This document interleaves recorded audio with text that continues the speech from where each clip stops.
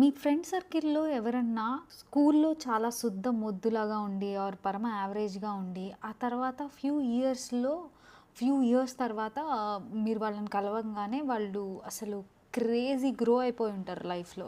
ఎంత గ్రో అయిపోయి ఉంటారంటే లైక్ అచీవ్ చేసేసి ఉంటారు లైఫ్‌లో. లైక్ ఎక్కడో ఉంటారనమాట.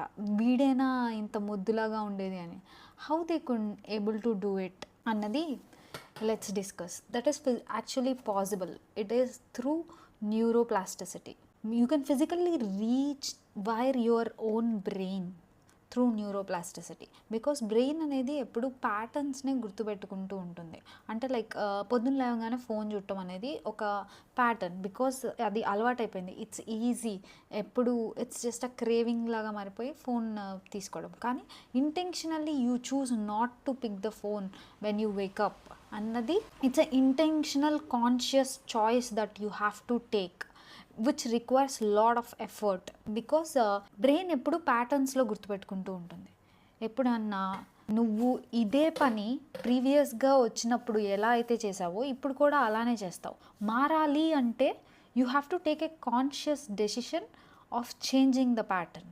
ఇది త్రూ ఎక్స్టర్నల్ ఫ్యాక్టర్స్ వల్ల అవ్వచ్చు, త్రూ ప్రెషర్ వల్ల అవ్వచ్చు, కాన్షియస్నెస్ వల్ల అవ్వచ్చు.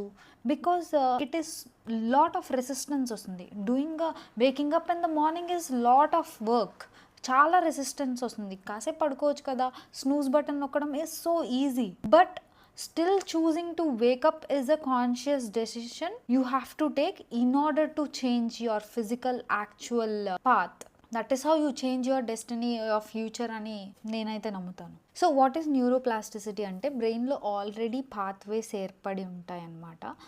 ఫర్ ఎగ్జాంపుల్ పొద్దున్నే లేవగానే బ్రష్ చేయాలి అన్నది నార్మల్గా మనకి డే టు డే చేసే పనే. దానికి సెపరేట్గా ఎక్స్ట్రా ప్రెషర్ ఏమీ అక్కర్లేదు, ఎక్స్ట్రా ఎఫర్ట్ ఏమీ అక్కర్లేదు. అలాగే బ్రెయిన్ పాత్వేస్ని ఆల్రెడీ క్రియేట్ చేసుకొని ఉంటుంది based on previous experiences with our life. లేదా ఒక సిచ్యువేషన్ ఎదురైన ప్రతిసారి నువ్వు ఒకలా బిహేవ్ చేస్తావు, నెక్స్ట్ టైం కూడా నువ్వు అలాగే బిహేవ్ చేస్తావు.